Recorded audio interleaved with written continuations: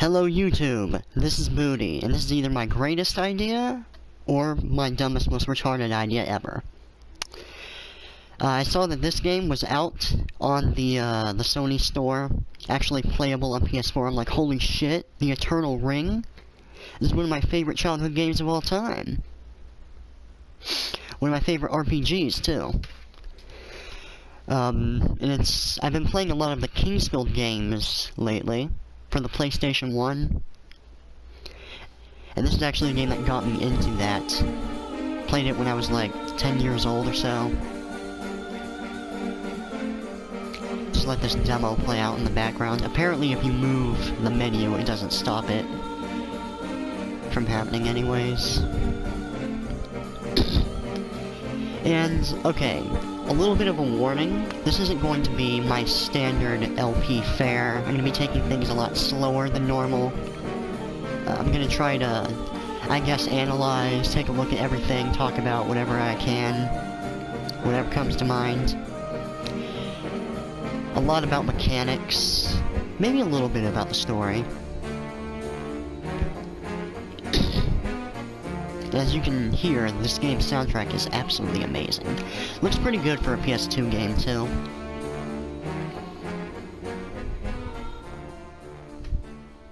And I guess we'll just jump right on into it.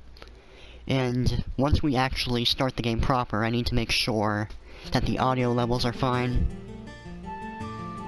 That night, Kane Morgan was lost in the dreams of his childhood. He saw the charred remains of his home. He saw himself standing alone amid the wreckage. His mother and father were nowhere to be found. Kane was very young at the time, so young that he didn't really understand that he lived in a country known as Solskjaer, and that the neighboring country, Aldine, had suddenly become a cruel, aggressive invader. There was one other thing. They had all left for the island. That was all he was able to remember. Pangaea was the largest country in the western continent. The elders, who at the time were the acting rulers, had abruptly dispatched a group of knights to a place known as the Island of No Return. The young king, a man called Ian, who was known for his fairness and moderate manner, inquired with the elders as to the meaning of such a dispatch, but the elders didn't bother to reply. Gillian Morgan, the loyal leader of the king's retinue, was concerned about Ian. So he decided he would learn for himself what the elders were up to. He had but one piece of evidence to guide him. It was a vague utterance made by one of the elders. Somewhere on the Island of No Return was a ring imbued with eternal power. It was not a time for indecision. Gillian proposed to the king that his own son, Kane, should journey to this island. A few days later, before daybreak, a small boat departed from the port of Pangaea. It was a boat secretly obtained by Gillian for one purpose only: to carry his son, Kane, holding in his hand a sealed scroll from King Ian, to the Island of No Return.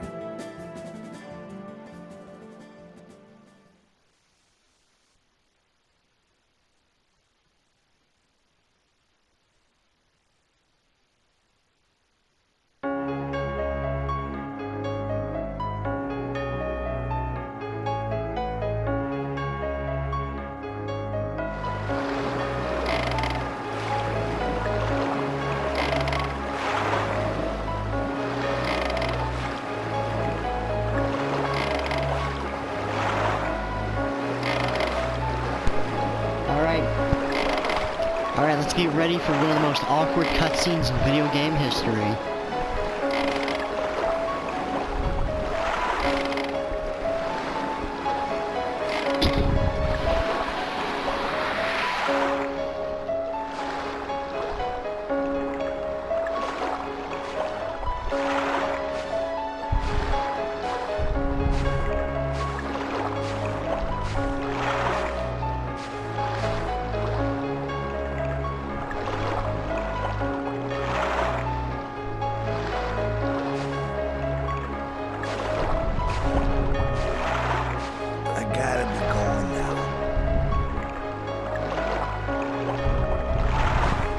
Thanks for the lift.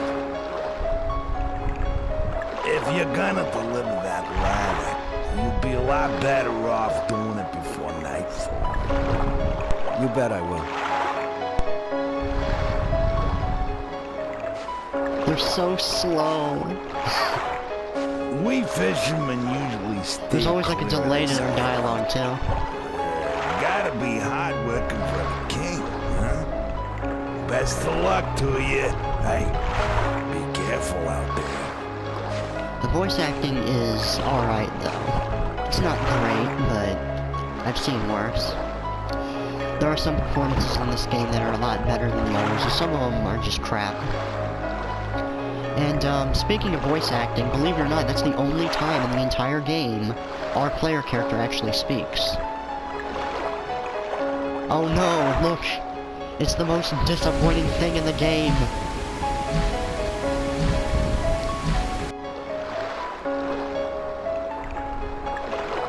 I don't know how he doesn't even hear the dragon. Yeah, just put your arms out, that'll do something. First things first, audio levels. Okay, thank God I actually looked. That would be horrible.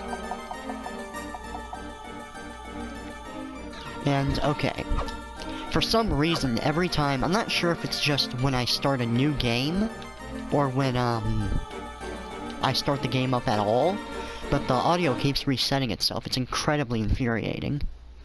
And the first thing we're gonna do, actually, is we're gonna go outside to this beach.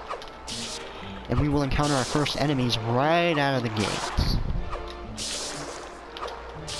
And we just leveled up off of 2 enemies. Isn't that fucking crazy?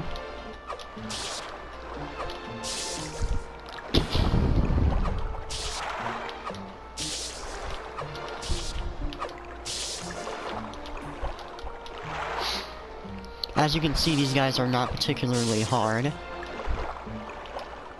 And their aggro range is, deceptively large. It's larger than you might think it is for how weak they are. And usually crabs don't bother you. Anyways, as you can see right over here, we can already see the remains of the ship that just got destroyed. You can't see the dead body though. I guess the dragon ate him or something.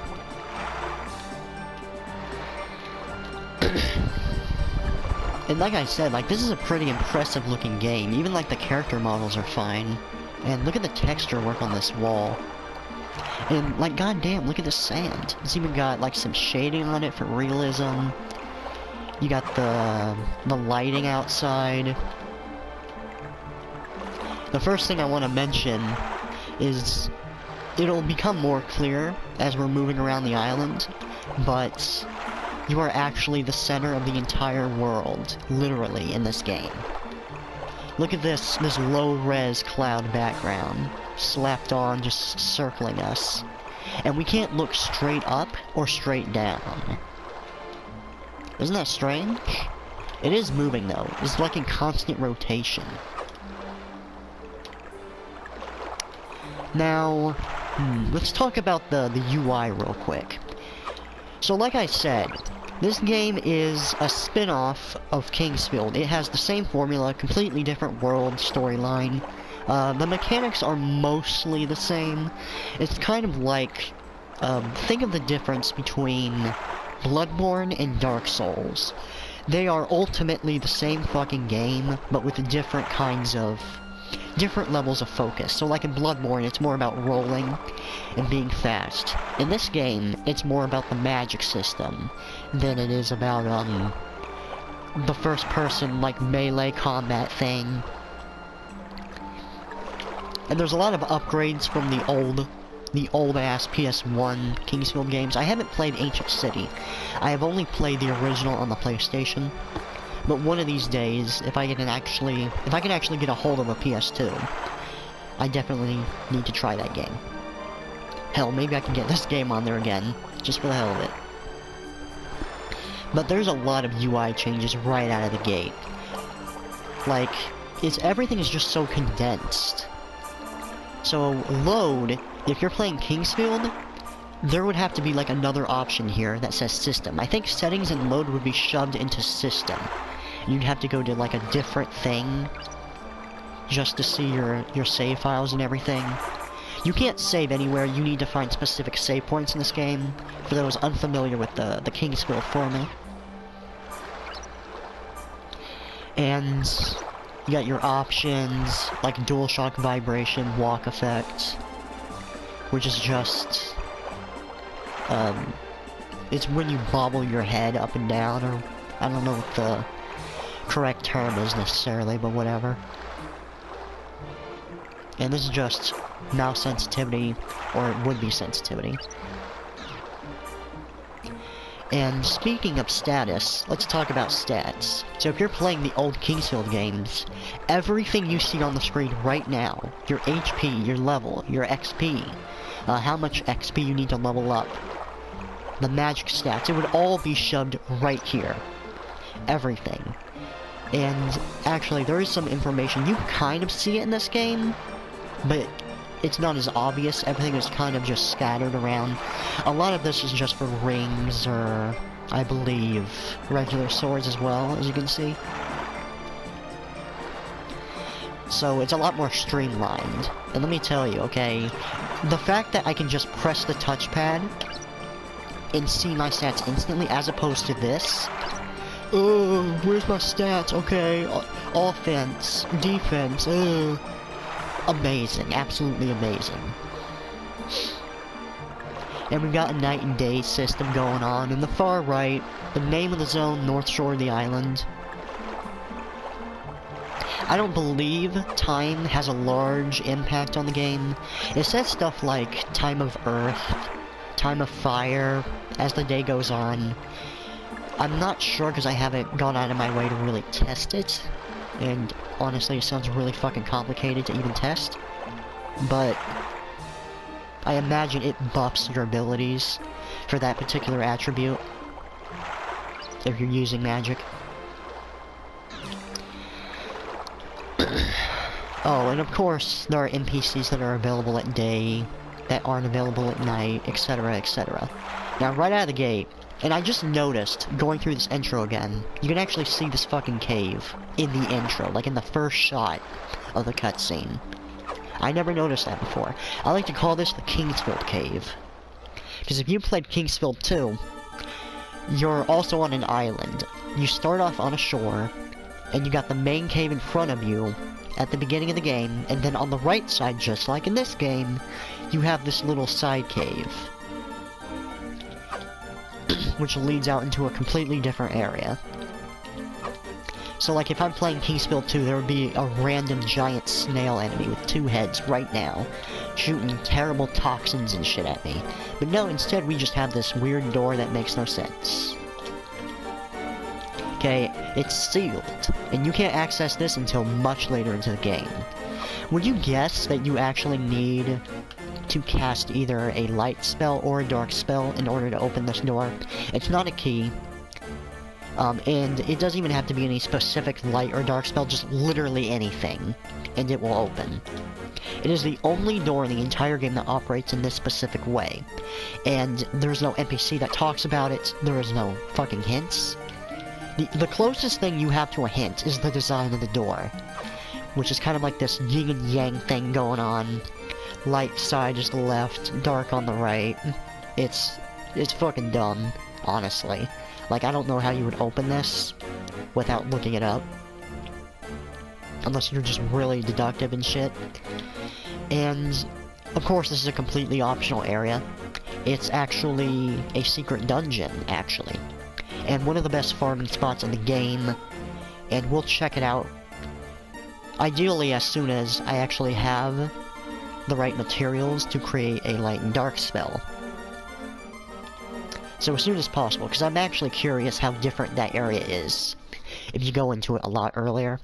Because I actually never went into that door until like a month ago when I played this game through again. Like years after I played it as a child.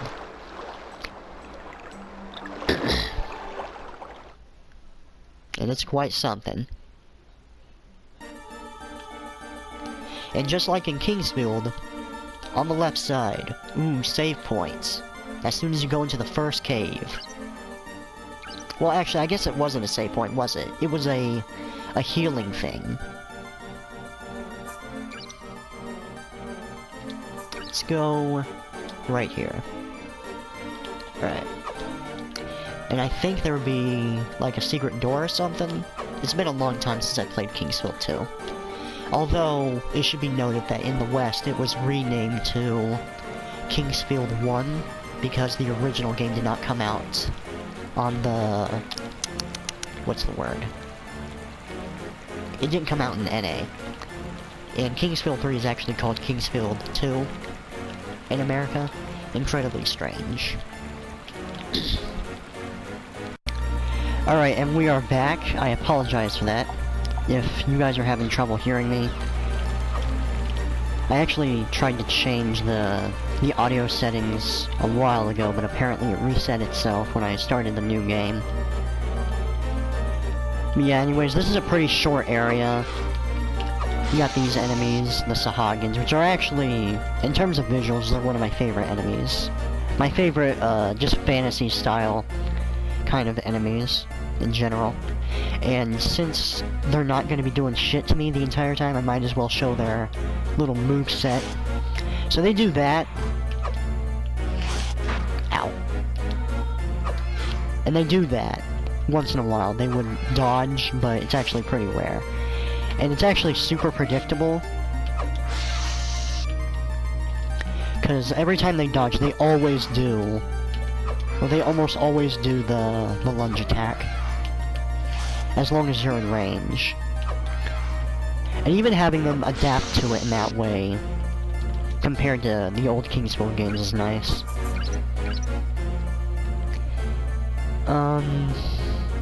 And let's talk about the inventory a little bit. We got the King's Scroll. Unfortunately, we can't read it. I wish we could, but... you do have the shortcut with the select button. You just press select, and there you go. And then, when you're not looking at the menus, you can just do that. Think of it as like the quick menu from Dark Souls. You just slap items on, like your Estus. It's pretty much the exact same thing. Except in this game, you could only have one item that way.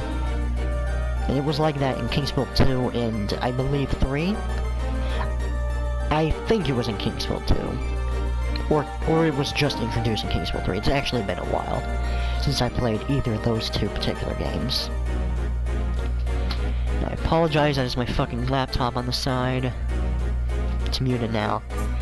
But yeah, we got this for poison, which is not going to be a factor for a long time. Then we've got the golden grass. It heals a decent bit. While we're on the topic of HP, it should be mentioned that there is no real way to get more max XP or max HP, MP, the magic here. The only way to get more is to level up. There's no items or, as I said, there's no armor or anything like that in this game. And this is all you can do, besides casting spells, which, again, that's something we're not going to be able to do for a while. Not until we beat the... we gotta get into the next zone. The Water Shrine, I believe. And these guys are not really that hard. You can actually just run at them mindlessly, and you'll probably hit them every time. So, like, even though they're doing the backstep or whatever, the dodge, it still doesn't really do anything. These guys are completely passive, they don't do shit. And as you saw there, we got something called a gem. Let me see if I could... okay, yeah, magical gems, right there. This is how you would make your spells, and it's also how you can increase your stats. And green is wind, blue is water. And water is mostly just status-related buffs. Earth has some status stuff too. But we'll get more into that when we actually get our first ring in the game. And we're actually able to unlock the ring creation room or whatever. But yeah, you might go down this path. You got this bridge that's destroyed. That's actually the way out. And the magic stone just makes your mana go higher. And this is... I just noticed how weird this looks. It almost looks like there's a checkered pattern in the water. Huh. I actually didn't notice that before. Like, you see those random fucking bars that don't make any sense? I'm not sure if that's actually a bug or not. That might be a glitch. Don't pay attention to that. And unless you have a fire spell, you can't really... Or he does that. Yeah, sometimes they'll just randomly move towards you and then you can kill them that way, but... like this guy and that guy, you kind of need a ranged spell to get them reliably. And you need it to take down this plant. But there's really no reason to kill this plant. I'm not even sure why it's here. But if you actually step on the vines, that's how you would aggro it. Because he's like, oh, I don't want you to step on me. That's not nice. It almost looks like you can just barely touch this guy, but I really don't want to fall off, because that will kill you instantly. Oh, wow. And yeah, you saw there actually is a little bit of, friendly fire, and you can get enemies killed by that. Is that guy actually bigger? I might be crazy, but I swear he took like 3 hits. Or he got hit by that, toxic spore, and that will give you poison. We do have the means to cure it, though, with the Sahagins Thorn. And yeah, that's enough attention for you, Mr. Plant.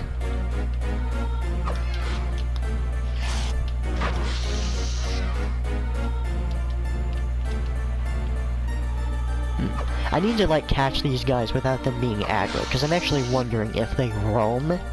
Because that guy kind of looked like he was roaming. He wasn't specifically facing me. And like I said, it's like I said, man, I'm not really paying attention to the gameplay. I'm focusing more so on the commentary, so I'm probably gonna fuck up. I might actually die at some point. Who knows? And this is how you would farm it. That's how you would farm the gems, is you just run around killing enemies. Some enemies have a higher drop rate of gems and items than others, just like in Dark Souls. And this would be the short way to get off. I'm actually gonna take another golden grass. And we're out of that for now, which is okay. Last time I played this game seriously, I actually didn't die at all until I intentionally threw myself off a bridge to, like, test something.